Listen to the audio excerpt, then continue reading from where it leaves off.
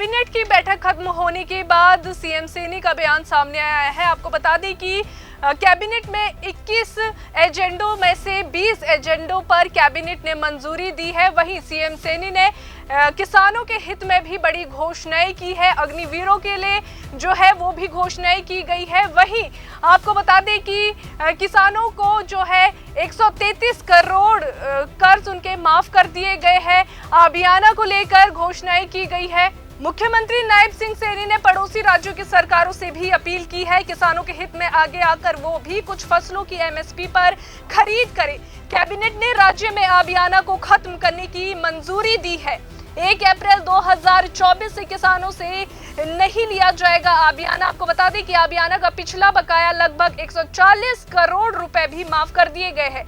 हरियाणा राज्य में पिछले वर्गों के व्यक्तियों को क्रीमी लेयर से बाहर रखने संबंधित मानदंडों के प्रस्ताव को एक्स पोस्ट फैक्टो स्वीकृति दी गई है। आपको बता दें कि मंत्रिमंडल की बैठक में हरियाणा राज्य पिछड़ा वर्ग आयोग की रिपोर्ट को स्वीकार किया गया है। वहीं हरियाणा धौलीधार, बूटीमार, भोंडेदार एवं मुकर्रीदार जो है नियम 2011 में संशोधन को भी मंजूरी दे दी गई है। कैबिनेट में मुख्यमंत्री शहरी आवास योजना में संशोधन को मंजूरी दी गई है। शहरी आवास योजना के तहत प्लॉट लेने वाले आवेदकों को किश्त देने में आसानी होगी। मुख्यमंत्री ग्रामीण आवास योजना विस्तार को भी आज कैबिनेट में मंजूरी मिल गई है।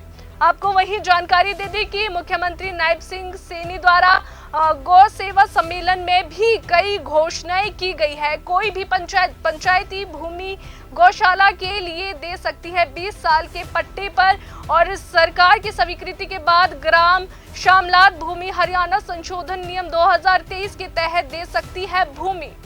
तो इसी पर हमारे साथ अधिक जानकारी के लिए मीडिया प्रभारी कांग्रेस से केवल ढींगरा जी जुड़ गए हैं। सबसे पहले बहुत बहुत स्वागत है आपका समन न्यूज हरियाणा में सर। जी नमस्कार। तो सर सबसे पहला क्वेश्चन मेरा यही है, सीएम सैनी ने जो आज बड़ी घोषणाएं की है, अग्निवीर को सरकारी नौकरी में छूट, क्या कुछ कहना चाहते हैं इसके बारे में आप?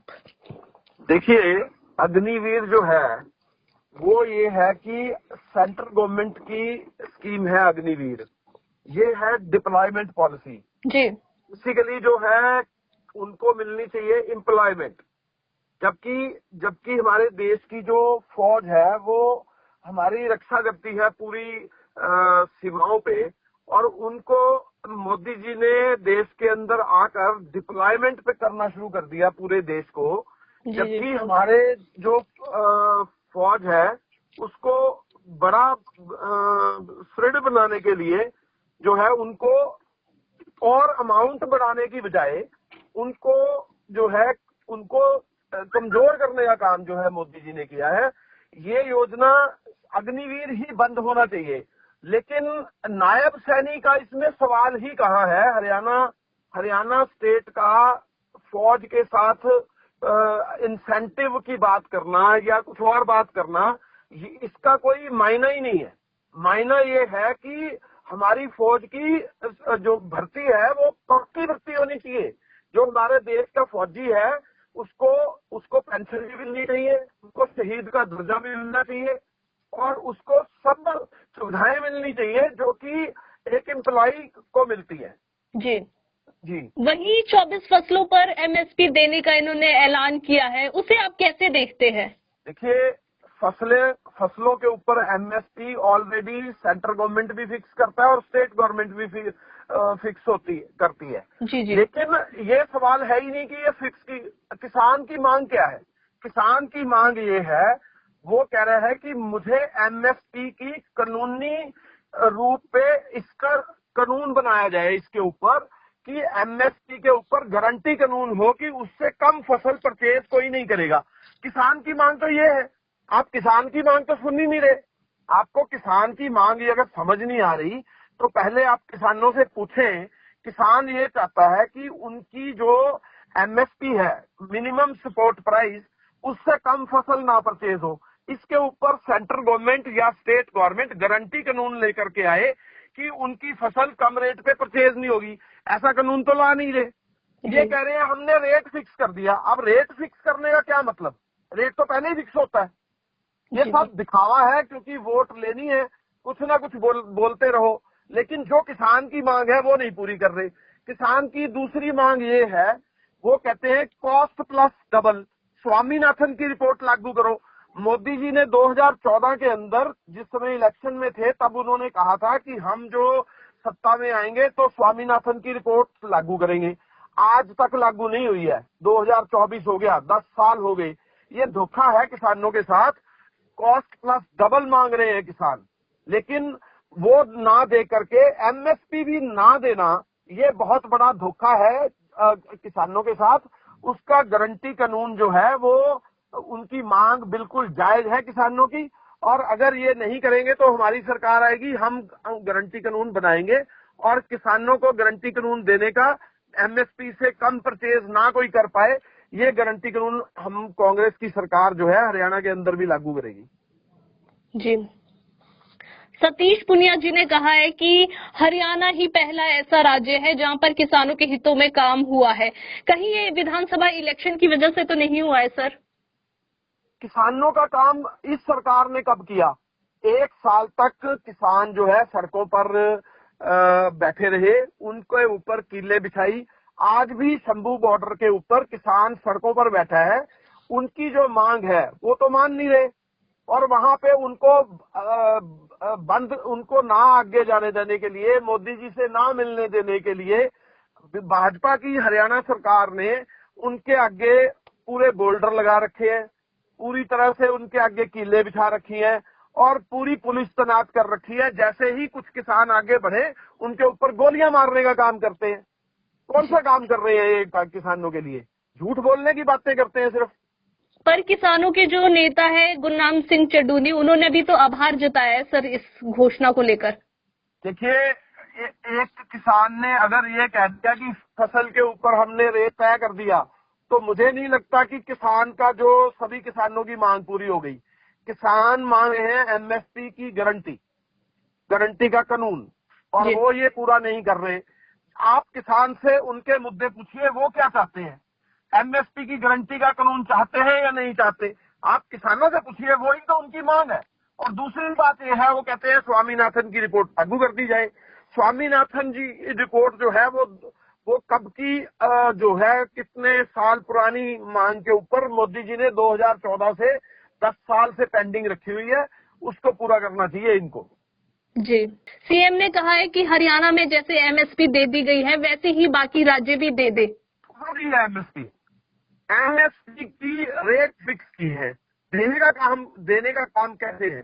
वो ये कह रहे हैं हम फसलें एमएसपी पे खरीदेंगे तब जब सरकार आएगी अगली। जी बिल्कुल। आज तो चुनावी घोषणा है ना, जी, वोट लेने के लिए। 10 साल कहाँ थे? 10 साल क्यों नहीं किसानों की फसलें खरीदी? जब फसलें खरीदी नहीं 10 साल, तो आज अब जब 1 महीना जुम्मा 30 दिन 40 दिन टाइम रह गया, तो अब कौन सी फसल खरीदेंगे? आप तो फसल ना कोई खरीद रहा है ना कोई बेच रहा है, क्योंकि फसल कोई इस समय होती नहीं। तो कौन सी फसल खरीदेंगे इलेक्शन के बाद की? वोट लेने के खातिर शरारतबाजी का काम कर रहे हैं कि हम जो है फसलें अब खरीदेंगे सारी की सारी।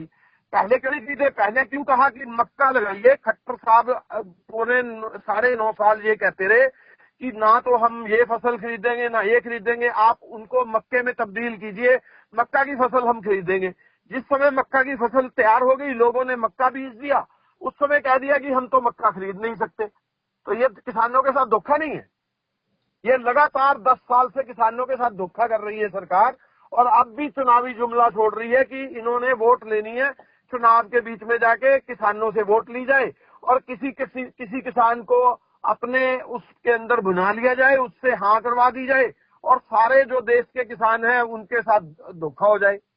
ये दगा करने वाली सरकार है बीजेपी की। ये किसानों के अगेंस्ट सरकार है। अग्निवीर बना दिया फौज को, वो भी गलत काम है। HKRN बना दिया हरियाणा के अंदर, जो कौशल रोजगार निगम, वो भी गलत है।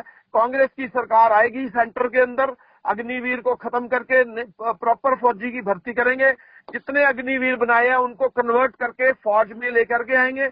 और दूसरी बात, जो HKRN में कच्चे कर्मचारी हैं उनको पक्का करने का काम करेंगे। और जो ये किसानों की प्रॉब्लम्स है, सारे बॉर्डर बंद कर रखे हैं, ये सारे खोलने का काम करेंगे और उनको फसलों की एमएसपी की गारंटी का कानून बना करके देंगे। सीएम ने तो आज ये भी कहा है कि कच्चे कर्मचारियों के बारे में भी सोचा जाएगा। देखिए, कच्चे कर्मचारी का एक डिपार्टमेंट बना दिया इन्होंने, उस डिपार्टमेंट को भंग करेंगे क्या? कहा है कहीं कि हम HKRN जो कौशल रोजगार निगम है वो भंग कर देंगे? कहा है क्या? कुछ नहीं कहा। ये सब झूठ बोलने की बात है, ये सिर्फ चुनावी घोषणाएं हैं और कुछ नहीं है। 1,20,000 आदमियों की कच्ची भर्ती जो है वो डिप्लॉयमेंट किया है 1 साल के लिए, उसको दिहाड़ीदार मजदूर बनाने का कर्मचारियों को काम कर रहे हैं।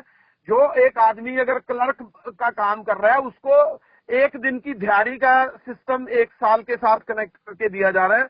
उसकी जिस दिन भी उसकी कोई कमी पाई जाएगी उसको दिहाड़ी से बाहर निकाल दिया जाएगा। ये है इनका काम। ये एम्प्लॉय करने का काम नहीं कर रहे, ये डिप्लॉय करने का काम कर रहे हैं। इनकी सारी योजनाएं डिप्लॉय करने की है, क्योंकि ना तो बीजेपी चाहती किसी को एम्प्लॉय करना और ना ही संघ चाहता। तो ये संघ के इशारे के ऊपर काम हो रहा है और सारे देश के अंदर सब चीज डिप्लॉय कर रहे हैं। जी, सीएम नायब सिंह सैनी द्वारा गौ सेवा सम्मेलन में भी जो घोषणाएं की गई है उसे लेकर क्या कुछ कहना चाहते हैं आप सर? देखिए, हमारी जो गो हत्या कितनी हो रही है उसको तो देख नहीं रहे। गो सेवा करने की बात इनको अब याद आ रही है। जो गो सेवा आयोग बना था उसने हमारे जो गौओं की रखवाली के लिए, उनको खाने के लिए, उनके चारे के लिए तो व्यवस्था की नहीं, और गौएं मर रही हैं उसके लिए कुछ नहीं किया। वो गलियों में घूम करके प्लास्टिक खा रही हैं, उसके लिए तो कुछ नहीं किया। और यहाँ कहते हैं कि हम करेंगे। ये चुनावी घोषणाएं कर रहे हैं। अब 1 महीने के बाद चुनाव है और खट्टर साहब को हटा करके नायब सैनी को इसलिए लाया गया कि उनकी तो लोग शक्ल भी देखना पसंद नहीं करते थे। तो ऐसे आदमी को, नए आदमी को लाया जाए जो नई नई कहानियां सुनाए लोगों को और मीठी मीठी कहानियां सुना करके वोट मिल जाए। इस तरह से लोग वोट नहीं देते अब। जी, बहुत बहुत शुक्रिया हमारे साथ जुड़ने के लिए। जी।